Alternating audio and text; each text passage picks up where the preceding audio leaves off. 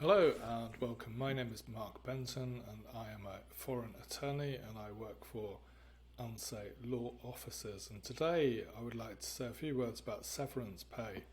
So as an English lawyer, this is somewhat anathema to me because we don't really have this concept in English employment law. So it's kind of relevant, and I'd like to say a few words about it in this little presentation. So let's move on. So basically what I want to do is to provide an overview of the law on severance pay in Korea, and in particular how it relates to normal pay and to bonuses. And just people who don't understand the concept, severance pay is a payment which is made when the employee leaves the company. Okay, so the basic law covering severance pay is the Act on the Guarantee of Employees' Retirement Benefits. It also has some supporting legislation, which is the enforcement decree of this Act and some ministerial guidelines.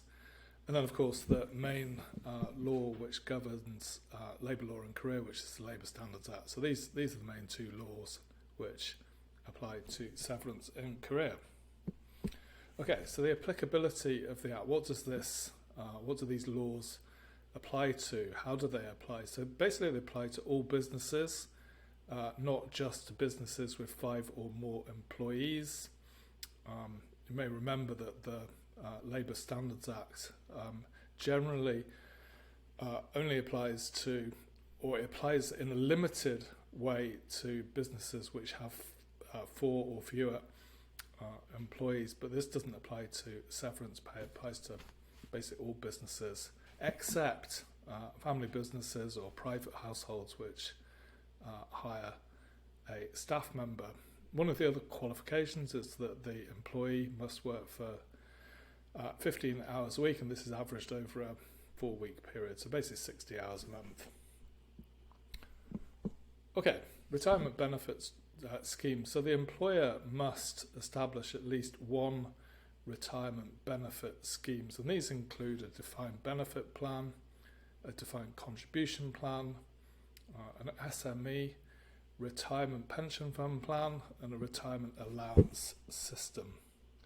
Okay, in this little presentation, I'm just going to talk about the retirement allowance system. So Article 8 of the Retirement Benefits Act provides that any employer who intends to establish a retirement allowance system shall establish a system that makes it possible to pay a retiring employee a pro-rated amount equivalent to average wages earned for 30 days for each year of his or her continuous service.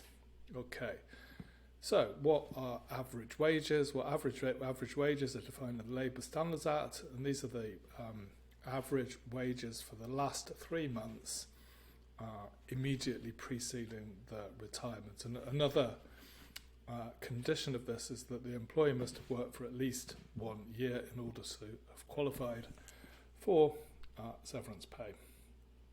Okay, and how does it relate to bonuses? Well, bonuses are included in the calculation, and this is basically the total amount of bonus which is received in the last 12 months divided by the number of months worked. So if there was one bonus payment in the last 12 months, then that would be divided by 12, and then it would be added to the severance calculation for normal pay, then you would get your severance total pay out. Okay. And in conclusion, this is basically just a summary. I've not covered the other criteria which the employer could use for retirement benefits. This will be subject of another presentation. Employers can also agree contractual severance amounts in addition. So if they're very senior employees, then the severance amounts tend to be somewhat higher, and like I said, I've just discussed the retirement benefit allowance under Article 8 of the Act. Thank you very much for listening, If you would like to get in contact, please send me an email or call on the number given below. Thank you very much. Take care.